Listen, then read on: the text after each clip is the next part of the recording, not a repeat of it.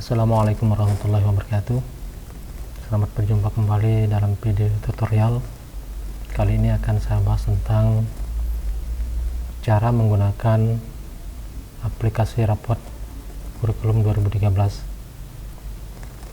Aplikasi ini sudah disusun sesuai dengan aturan penilaian yang baru untuk rapot K13. Saya mulai dari ini, masuk menu login untuk rapor kurikulum 2013, berikan nama yang sudah didaftar, kemudian juga password yang sudah didaftar di aplikasi, kemudian tekan masuk. Akan tampilan seperti ini ya. Ini adalah aplikasi pengolahan nilai rapot kurikulum 2013, terdiri dari beberapa menu. Yang menu input data, ada format data sekolah, kemudian ada data siswa, kemudian ada bagian setting akses. Kemudian di bagian analisis ada KKM, analisis sikap. Di bagian deskripsi, input deskripsi, ada deskripsi KI3 dan deskripsi KI4. Di input catatan siswa ada ekstrakurikuler, catatan fisik, catatan prestasi. Kemudian di bagian input nilai ada penginputan nilai sikap, penginputan nilai KI3 dan penginputan nilai KI4. Ada juga rekap KI3, rekap nilai KI4, dan apabila kita mau menyimpannya dalam bentuk PDF, kita tekan save rekap nilai. Di bagian raport ada keterangan naik tidak naik atau lulus tidak lulus bagi kelas 6. Kemudian ada rekap absen dan keterangan mutasi masuk maupun mutasi keluar. Dan yang terakhir ada bagian menu update data. Kelompok update data ini ada penggantian password yang sudah kita daftar, ada copy, ada paste, kemudian ada simpan, logout, dan keluar. Baik, saya akan berikan tutorial satu persatu, mulai dari kelompok input data. Di sini ada data sekolah ya. Data sekolah ini adalah di input secara manual dari nama sekolah ya, seterusnya nama kepala sekolah, seterusnya nama guru kelas. Kemudian di kelas ini ada pilihannya, nanti tinggal tekan pilihannya, termasuk kelas berapa yang diampu oleh guru kelas tersebut ya. Contohnya di sini saya pilih kelas 6. Kemudian di semester juga ada pilihannya, pilih semester 1 atau semester 2, tahun pelajaran, tanggal pembagian raport untuk semester 1, dan seterusnya. Ini input data untuk data sekolah. Kemudian data siswa, di sini data siswa tinggal dimasukkan aja ya, mulai dari NISN, kemudian nama peserta didik, kemudian tanggal lahir, kalau kelas ini ya secara otomatis diinput, dan seterusnya sampai dengan alamat, pekerjaan, dan seterusnya.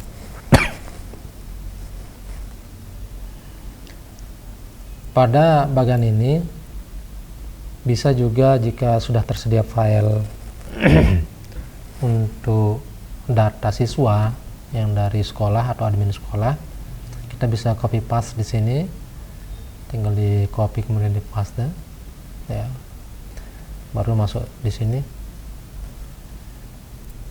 Setelah semua siswa terdata, ada di sini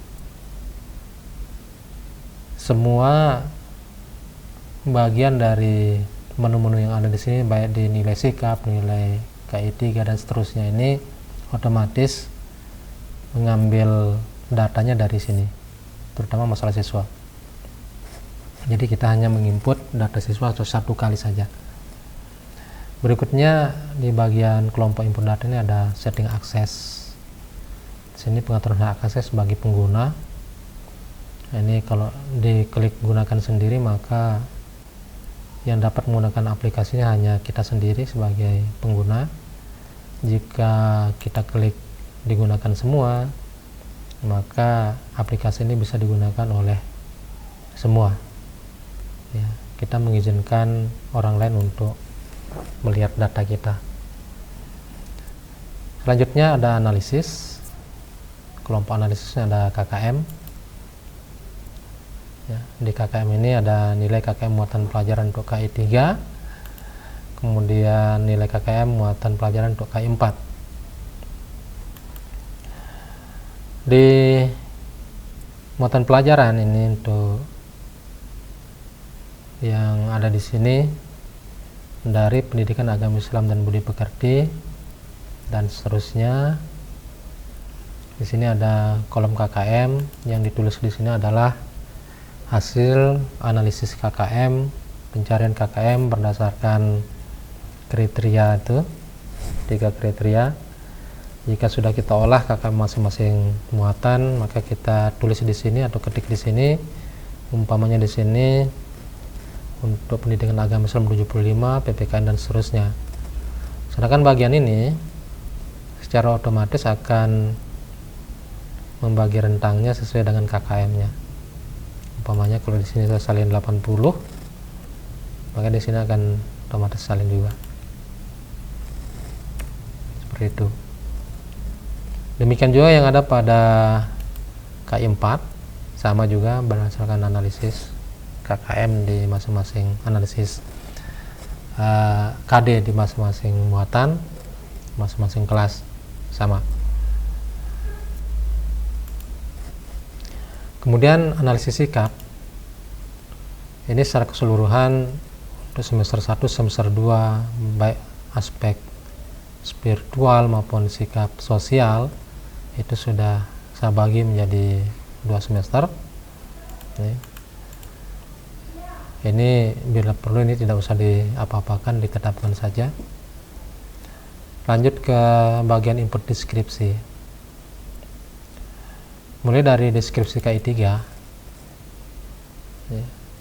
Di sini sudah ada menu semester berapa, semester 1. Kemudian muatan pelajaran apa yang kita mau input. Ya, cara menginputnya, pilih salah satu muatan yang mau kita programkan pada atau yang muncul KD-nya berdasarkan analisis KD pada semester 1, misalnya IPA ya, kemudian tekan filter. Nah, seperti ini muncul. Ini adalah KD yang ada secara keseluruhan di kelas 6 untuk muatan pelajaran IPA. Kita tinggal menaruhkan pada semester 1 ini yang berdasarkan hasil analisis yang muncul pada semester 1 ini adalah 3.1, 3.6, dan 3.7. Maka tinggal disilang saja seperti ini. Ya, setelah disilang maka dia akan menjadi tanda. Ya. Kalau kita cari muatan pelajaran yang lain, kita tinggal pilih misalnya bahasa PPKN, filter. Maka di sini akan muncul muatan pelajaran PKN dengan KD-nya. Tinggal kita silang, kasih tanda silang. Sama juga pada deskripsi KI4, ya, akan muncul juga seperti ini. Misalnya mengambil bahasa Indonesia, filter.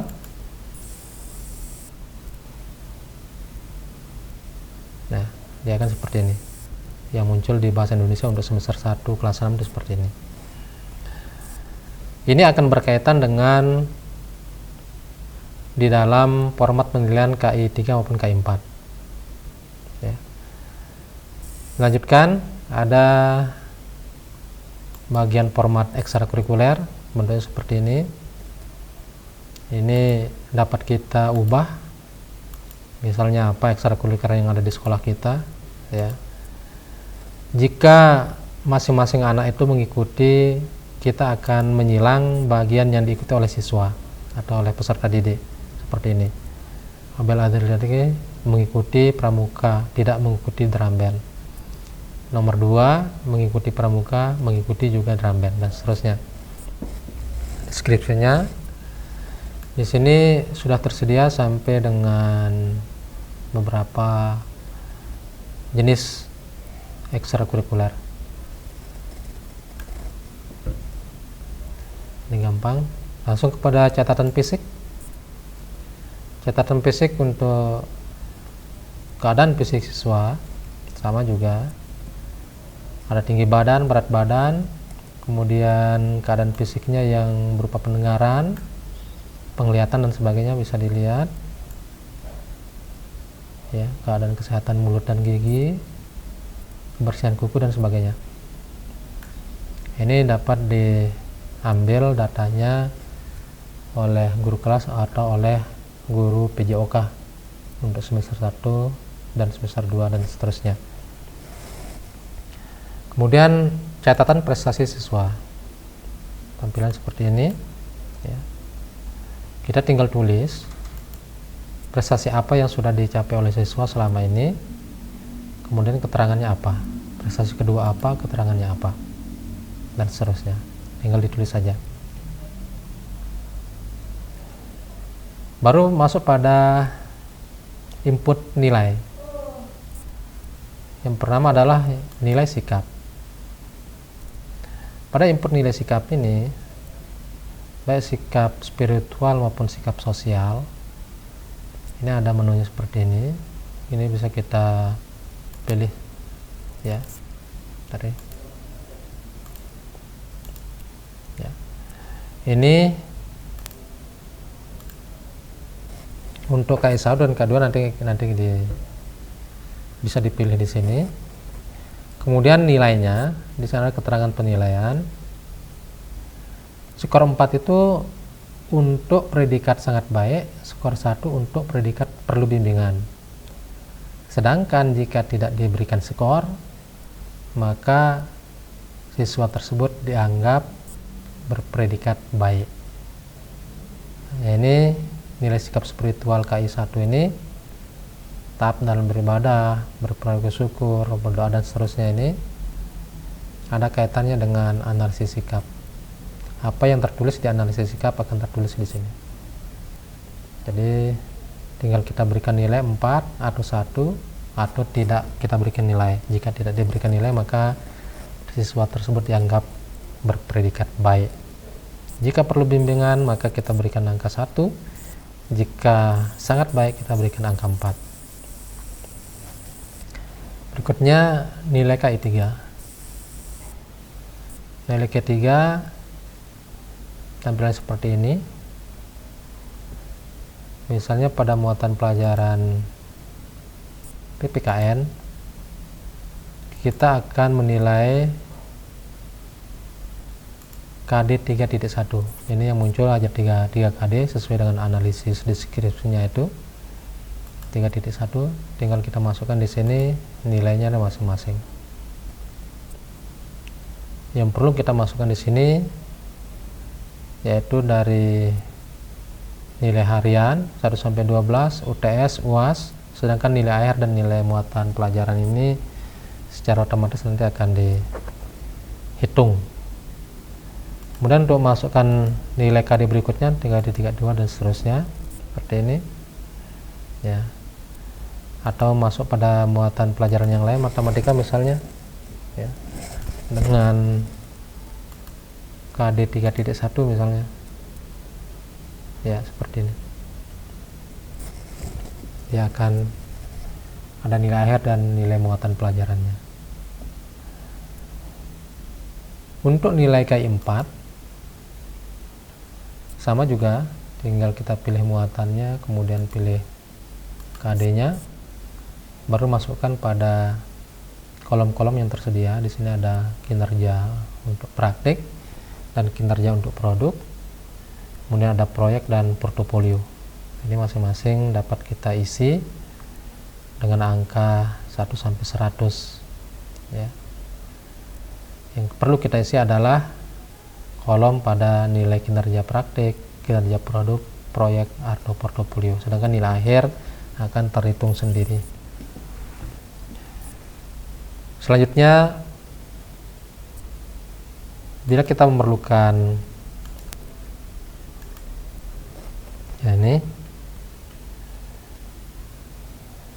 ini adalah bentuk rekap nilai untuk KI 3. Ini dapat dilihat.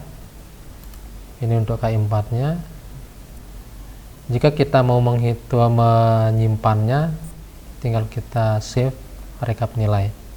Dia akan, kalau saya klik, nah dia ini akan save sendiri ya, sudah tersimpan. Kemudian pada raport ada keterangan ini secara otomatis ini, jadi naik tidak naik, lulus tidak lulus, ini akan kelihatan jika tergantung kelasnya. Kalau kelas di bawah kelas 6 di sini akan menjadi naik tidak naik. Untuk rekap absen ini diisi per akhir bulan.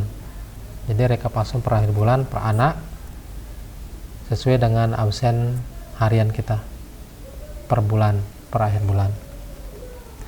Kemudian ada keterangan pindah sekolah atau mutasi. Ini dapat diisi dan di print atau di save bisa juga. Selain itu ada update data, ada ganti password. Jika kita sudah mau berkeinginan mengganti password, kita tulis password lama kita apa, diganti dengan password baru apa, baru ganti.